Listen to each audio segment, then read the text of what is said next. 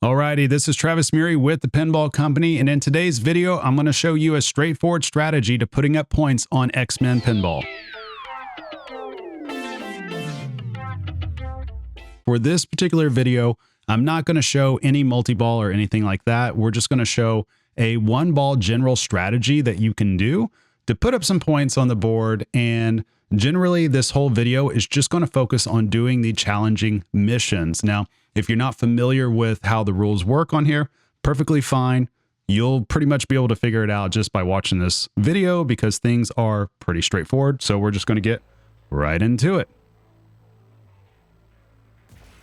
X-Men early game opener. You can pretty much hit any shot out there to start juicing up your missions. However, I like personally using the Midtown ramp, that middle ramp, because it returns back to the right flipper. So after 2 times, we get to our mission select. For this video, I'm just going to do a fiery assault. You could do whichever ones you want to do. The whole goal, though, is just to choose the challenging missions. So playing a fiery assault, what does that mean? Well, all 6 major shots out there are all lit red, and that represents Pyro's fire. You hit it once, and that will turn it blue, and then you can hit the shot again in order to actually hit Pyro. Now, something you can do if you want to add on even more points is get a perfect rating or whatever they're calling it for this particular mode. In order to do that, you have to make all shots turn blue before you hit any other shot, to my knowledge. So from here, once you get your shots blue, then you can start ripping shots, and you just got to get 3 total, and then you're done with the mission. So that's what we're seeing right here. Just a nice and easy way to put up some points early on. And Pyro's defeated. Or no, Pyro is defeated. I was reading that like Pyro defeated somebody. I was like, no, he's the villain. Anyway, so right there, we rescued Storm. Storm does not do anything yet in the game. That's coming in the future, but now you know how to rescue Storm. So once again, we just go straight back into hitting more white shots. Preferably for me, for my strategy, is just Midtown ramp, because again, that center ramp comes right back to the right flipper. You can hit any shot you want to, though. And now I'm going to play Mayhem in Midtown. So an easy way to kind of describe this is if you can follow the red shots, that will get you perfect very quickly. And you just got to hit 4 of them. So right there, you notice that I missed. And my combo's kind of gone, but that's okay, because right now I do have a bishop pop to use, which I think I'm going to use it here in just a few. Yep, here it is right here. So I just used it right there. In case you're wondering what that is, that pop bumper in the lower left-hand side, if you hit it enough times, it will light your action button to where you can hold that action button down and it will spot a shot for you. So that's what happened there. Ended up getting perfect on that because, again, we just focused on all the red shots. I could have hit yellow shots too if I wanted to. But again, we're just showing easy ways right now to try to chew through this game as quickly as possible and put up some points. So after 2 missions done, we're in the future already. You notice we are closing in on 90 million points already.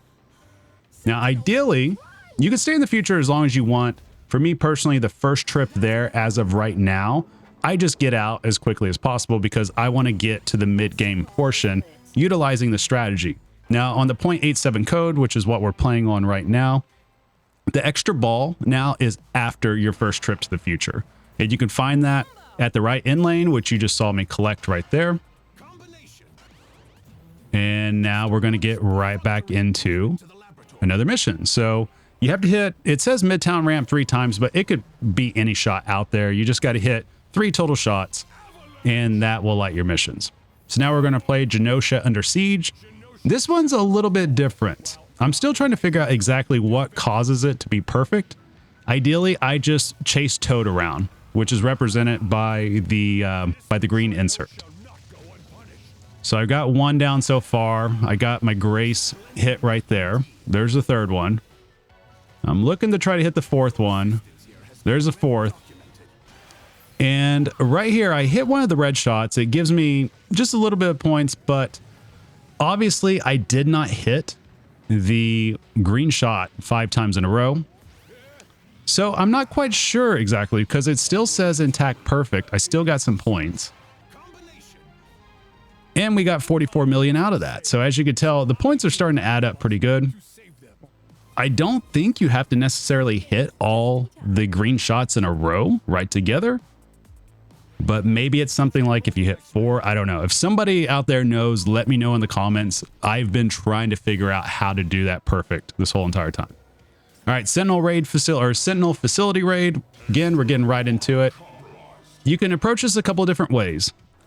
One of the ways that I showed with the launch party video is just to focus on the middle shot over and over and over again, because these shots will rotate from right to left because naturally they're on a conveyor belt. So you can be pretty safe doing this. If you hit the Sentinel head, it will pause your shots, which you can find the big Sentinel head up top.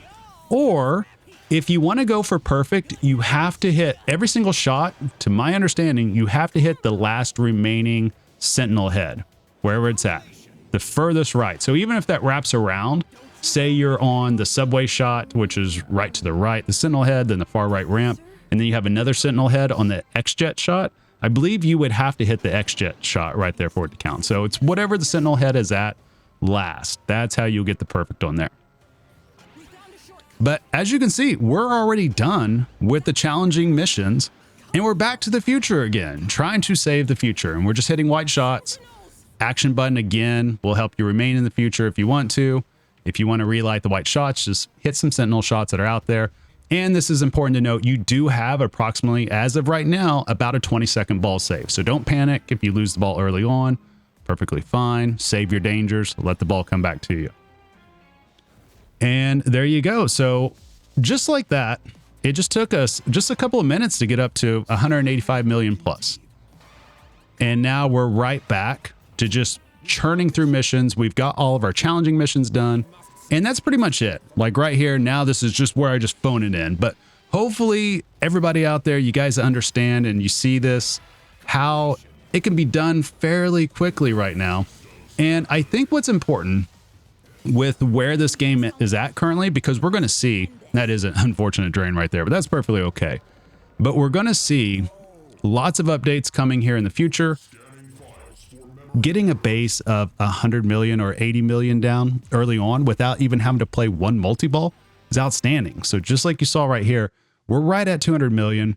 Didn't have to play any multi-ball, didn't do the Sentinel multi-ball, didn't do the, to me, my X-Men multi-ball, and didn't do Save the City multi-ball, which is a whole another animal in itself that we'll talk about here in the future video. But challenging modes can be done without worrying about any multi-ball stacking on, and you will put up points. It simply just comes down to hitting shots. But the great thing about it is you don't have to hit a lot of shots. Realistically, you really don't. So it's not a lot of wood chopping at all. Just get through them, have fun, test out your ideas. Let me know down in the comments if you have any questions, or if you know an even better strategy that you have figured out, or a current strategy that you're using right now. And I imagine we can start piecing that puzzle together. We can start bringing in the gambit pop. We can start doing some other stuff with it. But outside of that, I'll talk to you guys on the next one.